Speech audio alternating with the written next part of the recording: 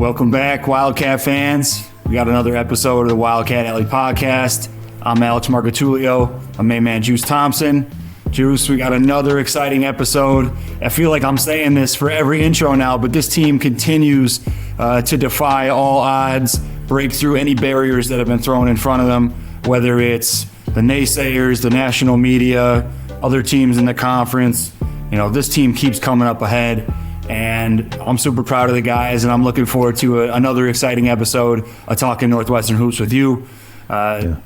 Obviously, we had a great win at Indiana, at home against Indiana, and then continued that momentum all the way through with a huge home win against a really high-powered and high-octane offense in Iowa, holding them to a staggering 60 points, which is 21 points below their average. So, Juice, we got a lot of hoops to discuss. We have some word on campus to discuss. The Cats are finally receiving that national attention, cracking that top 25 poll. So just some opening thoughts for you on the week and what has transgressed. Yeah, like you said, we had a couple of big home wins. You know, we're doing a great job of protecting our home court. Obviously, you know, we've had some really huge wins on the road. But to see the guys at home in front of that crowd, the student section is showing up, they're showing out, they're getting on top of the opposing team's players, and they're really that sixth man that we need. And, you know, going forward, we're going to expect a lot of that. And now we're going to go on the road. And, you know, we've been road dogs all year, and I'm not expecting things to slow down. You know, I got a lot to talk about in the word on campus. You know, got to get in there and mingle with some of the coaches. But, you know, let's get right into it. Let's get into these X's and O's. What do you think of that Indiana game? Yeah, obviously it was a tale of two halves, but a win's a win, right? Yeah. First half, we came out firing. We punched them in the mouth. Something that we've talked about all year is getting off to that really good start, especially at home. We came out and were effective early. Our post traps were crisp and super effective and really threw them off their game. And I think that's just a serious indication of how effective that has been all year and how difficult we are to prepare for defensively, because we throw different looks. Sometimes we'll go on the catch, sometimes they'll go on the first bounce. And you can see TJD in the first few possessions of that game was really anxious to either get rid of the ball or go into his moves really quick. And we've caused some early turnovers that really got us to that early start and that jump start where, you know, it propelled us to a 19-point halftime margin. But really it just came down to our defense and our attention to detail throughout that scouting report. I thought was fantastic, especially in the first half. And then, you know, they caught their groove a little bit. They were able to make and connect on some of those interior passes that they weren't able to in the first half. They came with a great adjustment after half and were able to really get their crowd into it at Welsh Ryan. But at the end of the day, our star took over. Boo Booey down the stretch, made all the right plays, got all the switches, and credit to Coach Collins and the coaching staff, putting the ball in his hands, late game, late situation, where you want your senior leader with the ball, with the game on the line, and he delivered. Beautiful jump stop in the lane. Shrugged Trey Galloway off him. He got away with a little push, but you can't. You got to swallow the whistle, you know, at that point. You got to let the players make that Twitter, play. though. That's IU Twitter. Of course. They're not going to give us our credit. But nonetheless, Boo made an incredible play and made all the right plays down the stretch as well to get us in that situation. But a huge play by our senior leader, and has really solidified himself as all Big Ten first team. Definitely. I agree. You know, shout out to Boo. You know, I've been high on him since the beginning of the year. You know, I expected him to continue to grow and develop the way that he has, and he's really become a leader, especially on the defensive end. He's in there taking charges, making the right pass. His shot selection has really improved. So I thought he did a really good job. And like you said, the second half, Indiana figured out our traps. They got all those little dump-off passes for some dunks, easy layups. They started to press us. We had some turnovers. But like you said, Boo always had an answer. He found a way to get into that lane, get into that, you know, off 2 feet, jump stop, and get into his floater, make some tough shots. And, you know, from that game, you know, I got to, you know, mention that I was able to sit courtside with my mom. So I had an up close and personal view. You know, the guys, they were playing hard. They're talking. And, you know, I have to give a shout out, you know, Robbie Barron. Even though that Indiana game, he shot 2 for 11 from the 3, he did not lose confidence. And you know how important that is, especially the way that you're able to shoot the ball. Even if you miss 5 in a row, you're the same way. You're still going to continue to shoot. Coaches want you to shoot. That's what you do. And Barron, he didn't shy away. There was one play he ended up making a 3. I saw he had that extra pass to someone in the corner, but he took it with confidence and made it. That's huge going forward. Chase, hasn't been, as strong offensively as he, usually is, but he's still there defensively helping us out.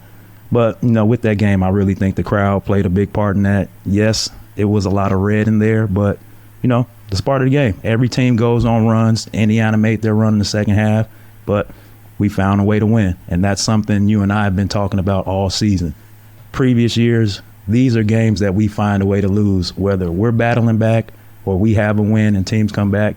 Those are games we would have lost in the previous years, but the way the coaching staff has them clicking and going now, we're pulling out those close games, those games where we got big leads, and it's exciting to see. So I'm expecting them to keep going forward, and looks like we kind of got the one up on the Indiana State this year. Yeah, 3-0 against Indiana. Indiana's Big Ten team, the Northwestern Wildcats, especially for the 22-23 season.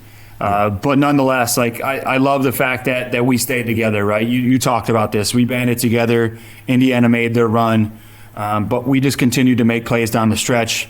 We stayed together as a unit, and we were able to pull it out. We got the ball with the last possession. We were able to get the ball to our guy. Mm-hmm. Coach Collins didn't call timeout. I remember he said in the presser, he was like, literally, if I would have called timeout, that's what I would have drawn up, right? Isolation, Boo with space, and he did his thing, right? And I look back to a couple plays previous when he made that right-handed floater from the left side over Trace Jackson Davis. Mm-hmm. I mean, what a difficult shot. That ball was over the backboard at some point, kissed it off the square perfectly, and that was just a huge moment in the game.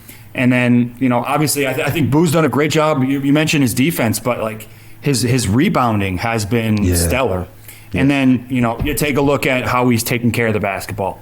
Yeah. Last 2 games against Iowa and Indiana, 2 very pressure-packed situations. Iowa pressing team. Indiana picked up full court for a majority of the game after they were down early.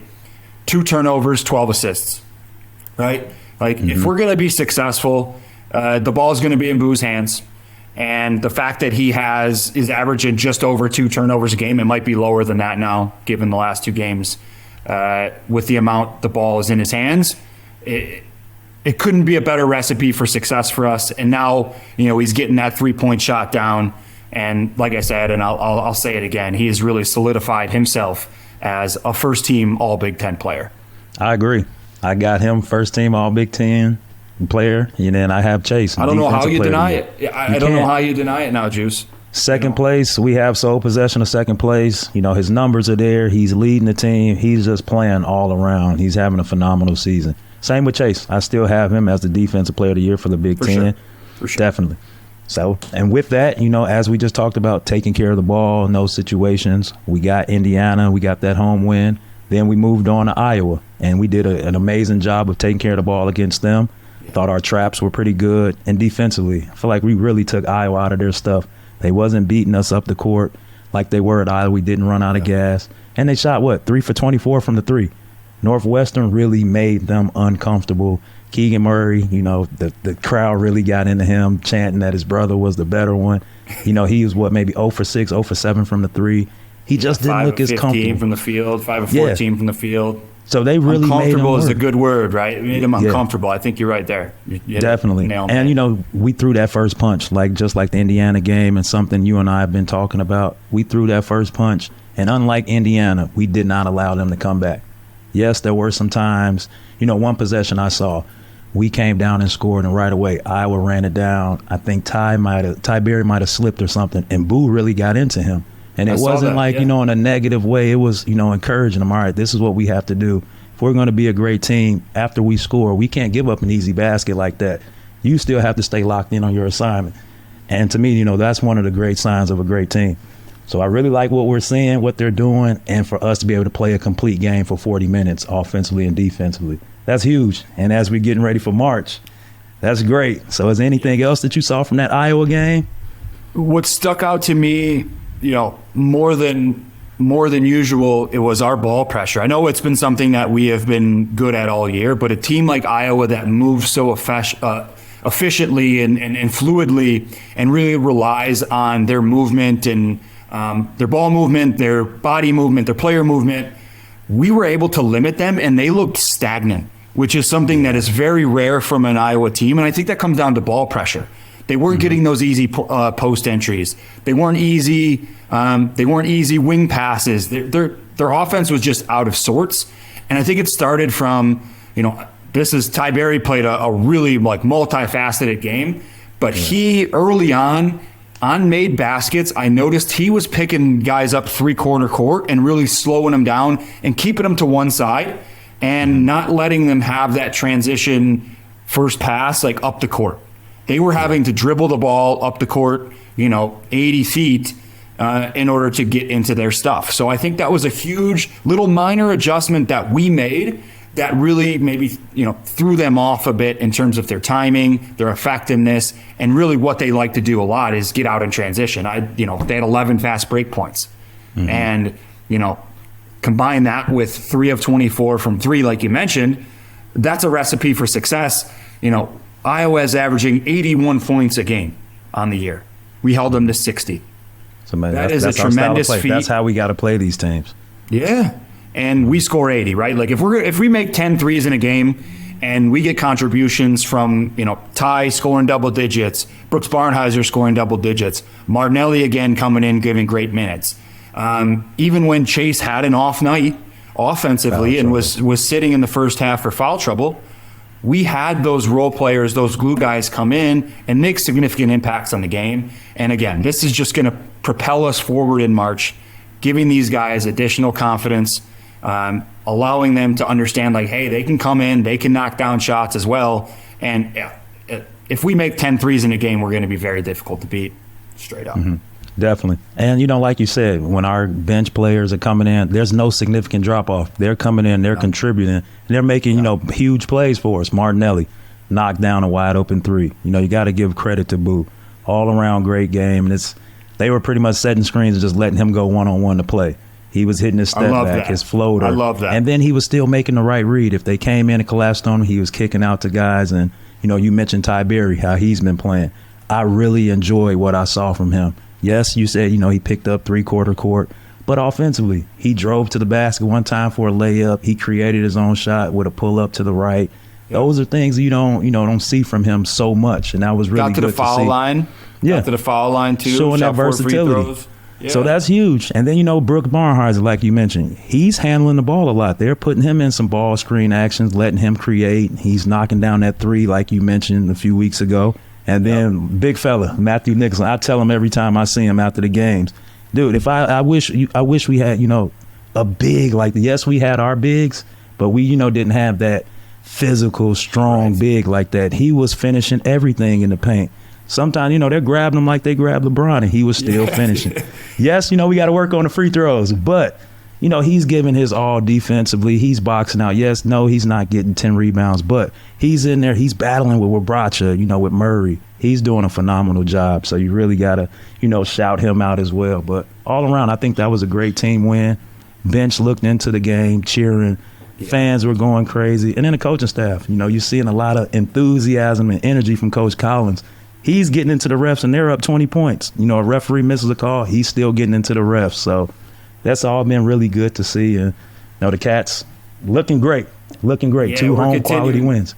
We're continuing to roll, Juice, and I'm glad you brought up the bigs, right? You definitely mentioned Nicholson, one of his better games. I loved him finishing through contact, and I loved him catching the ball, right? Catching the ball, gathering, and being patient, and then going up strong with authority and finishing through contact.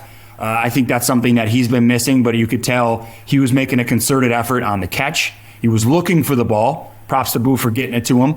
He was then looking for the ball, gathering, and going up strong with authority. And he obviously was 4 for 5 from the field, a couple and ones, and then was really strong on the boards as well as his ball screen defense. And then need to give a shout out to Titus as well. Yeah. He's on a streak of his own right now where he is really coming into his own.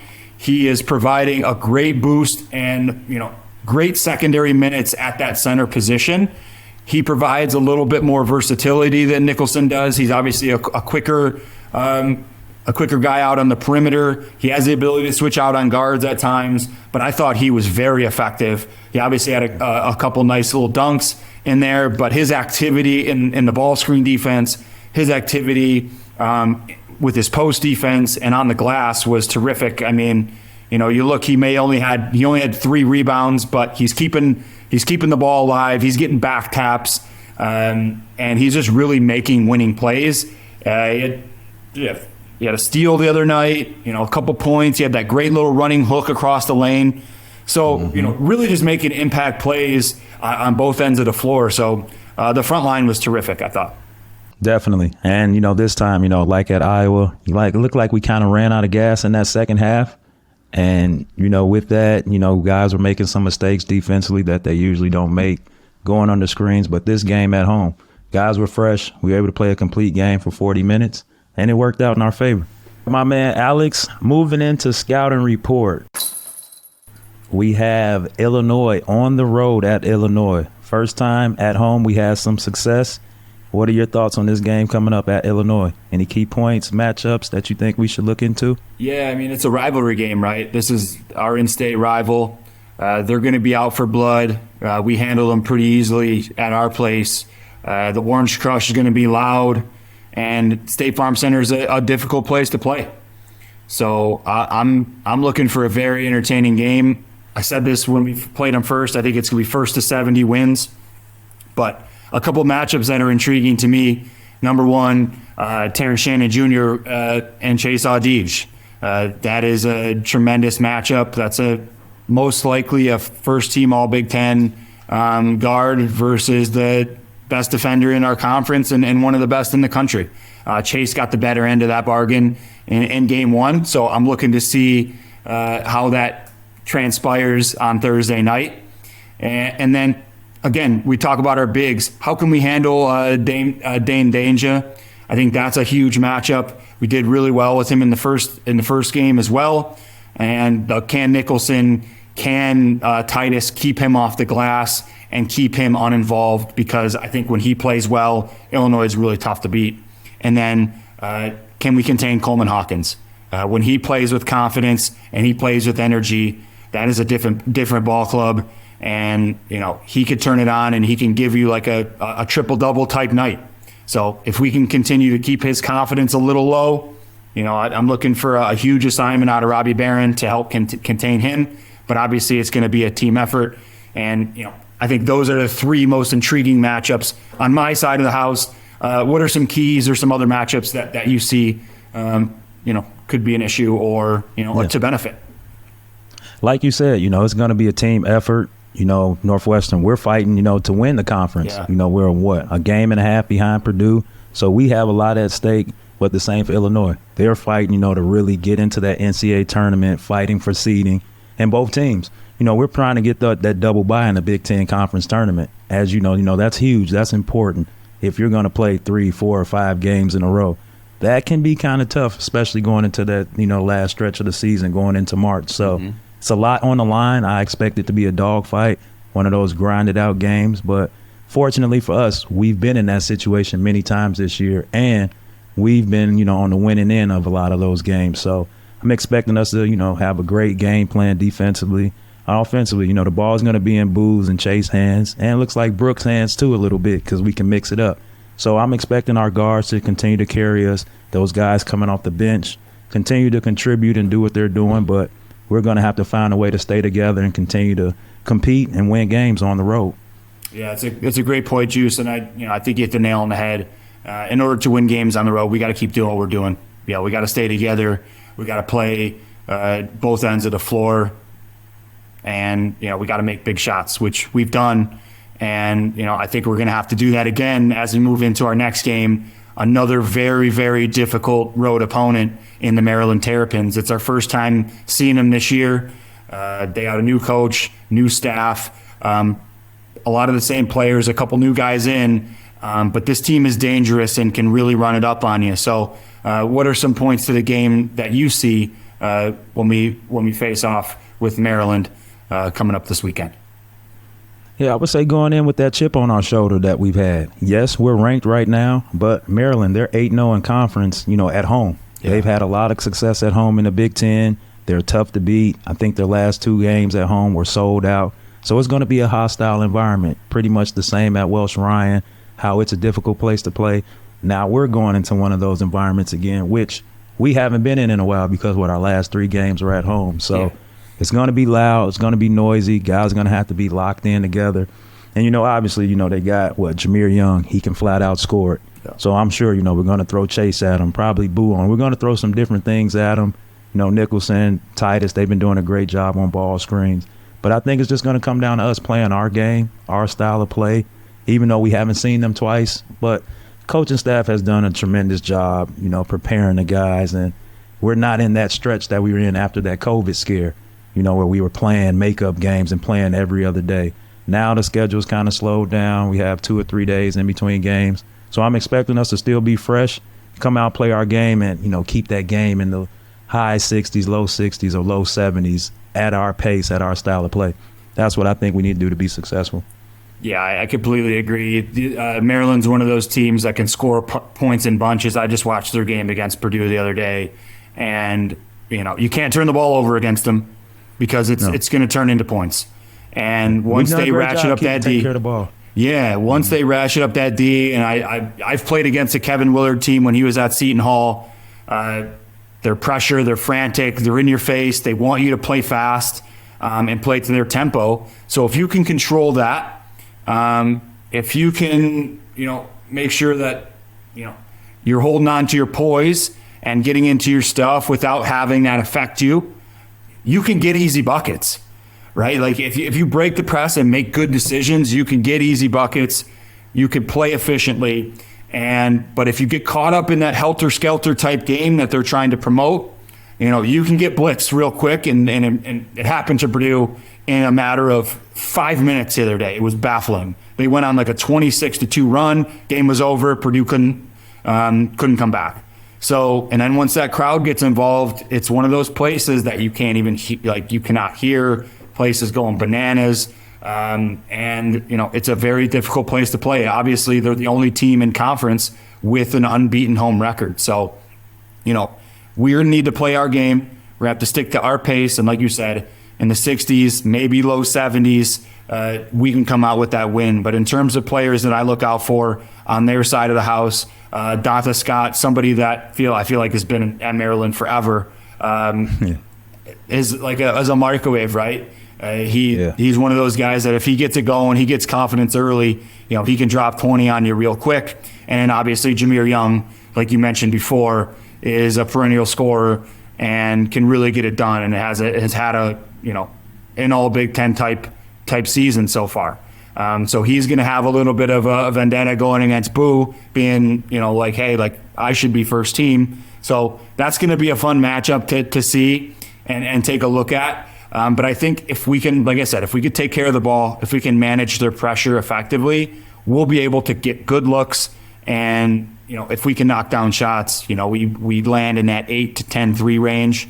I think we're really tough to stop. To be. Yeah, I agree. And, you mentioned taking care of that press. That just brings my mind back to, that Iowa game. There was one time they tried to press us. Robbie Barron caught it in the middle by half court. Turned around, Big Titus was right there wide open for the dunk.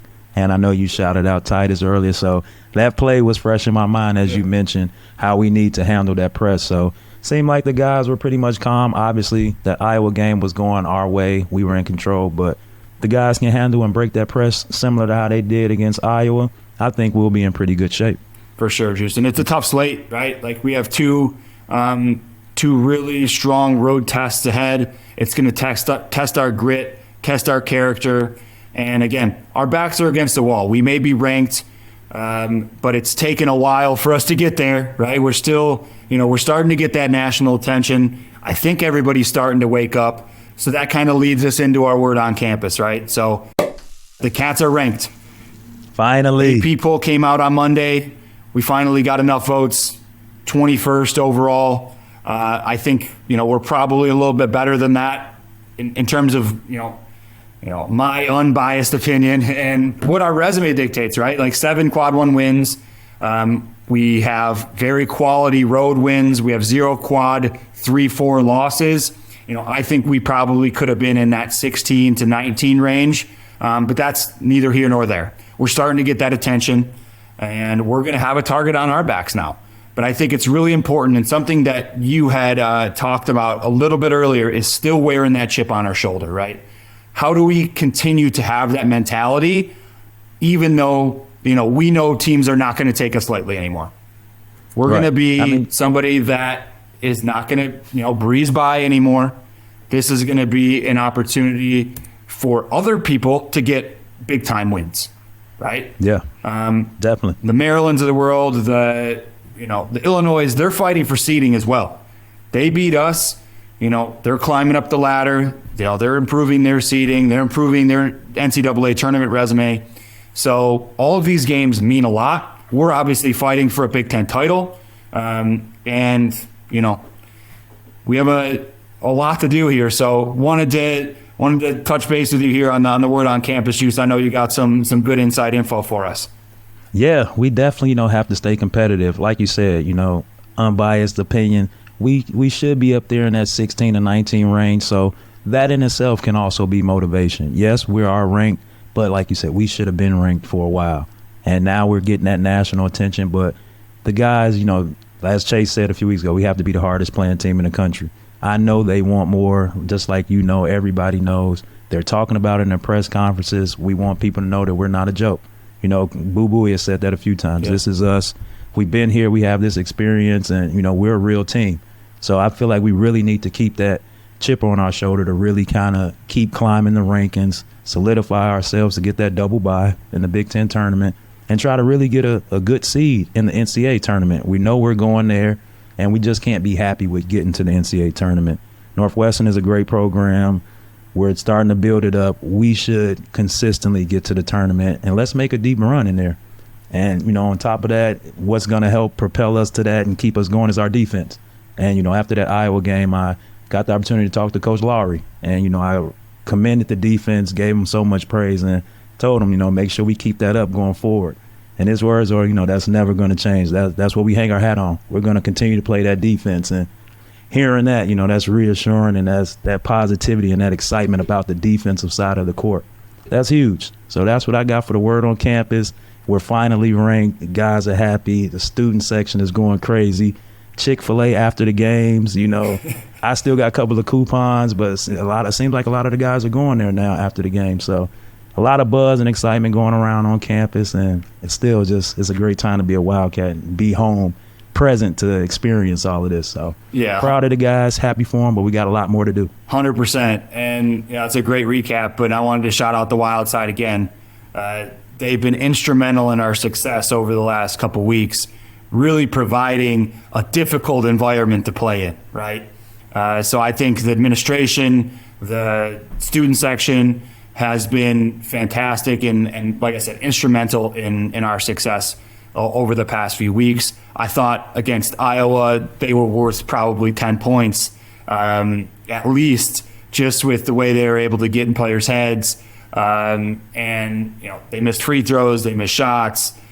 Overall, just a fantastic experience within Welsh Ryan. And then the marketing team, I thought, did a really cool job talking about Title IX, talking about opportunities for women in sports. The thing that we did with Billy McKinney brought me to tears. Congratulations to him. Oh my gosh. That was one of the cooler moments I've ever felt in a stadium was when they announced and surprised Billy McKinney, a mentor to you and me alike, Juice, that he is getting his jersey retired next year during the season. And that surprise was very very heartwarming, very heartfelt. Yeah. And obviously, if anyone deserves it, it's Billy. He has been a foundation of Northwestern basketball, and the way he carries himself. There's a reason why he's the mayor, right? Right. You're right. Definitely. He's the man, man. Everybody knows him, loves him. And he's just so down to earth and humble. He's a great person. There's nobody more deserving of it than him. So I'm excited to see that. It's great to see that the program is doing that for players now and moving in that direction like other, conferences and other schools and other powerhouses. So that's great. I'm excited for him, excited for the school, and let's keep this thing going. Let's run this ranking up higher than 21. That's right. We got a lot of work to do. We got 4 games left on the conference slate, and we got the Big Ten tournament. Then we have obviously the NCAAs. So a lot of games left, a lot of room for improvement still. And, I think this team's still hungry, which I think excites me the most, is that we're going to continue to play with that swaggy and that moxie that has gotten us here so far. And, really hold true to our identity, which is our defense, which is toughness, which is playing together. And that's something that Coach Collins and staff have embodied and really trickled down to the players, coming from the captains, Chase and Boo, and all the way down through the lineup. It's just really fun to see, and it's been a pleasure following and talking Northwestern basketball as always, Juice. Definitely. Go Cats. Please look out for us on YouTube, Spotify, Apple, everywhere you find your podcast. We're here talking about the Cats this historic season and our run to the NCAA tournament. The Cats are ranked. Cats are ranked. Special guests to come on future pods, hopefully next week at the earliest. So looking forward to special guests, special Wildcats coming in for you guys. So stay tuned. Yes, sir. Shout out to our good people at New Amendment too. You guys are doing a major job providing this platform. So thank you all. Follow us beyond the Big Ten. I'm Juice Thompson. My boy Alex Marcotullio, Shooter Shakes. It's good chopping it up with you, my boy. As always, Juice. Later. Beyond the Big Ten is a network of podcasts that aims to be your go-to resource for all things Big Ten. We cover the entire conference with shows hosted by ex-players and athletic alumni, aiming to be your go-to source of information and entertainment for your favorite team. Hosted by ex-Big Ten players, media, and insiders, our podcasts are focused on giving diehard fans and those alums an inside scoop about the teams and people that make the Big Ten Conference one of the most watched and most talked about conferences in sports. We're excited to talk Big Ten basketball with you wherever you may be. Subscribe now.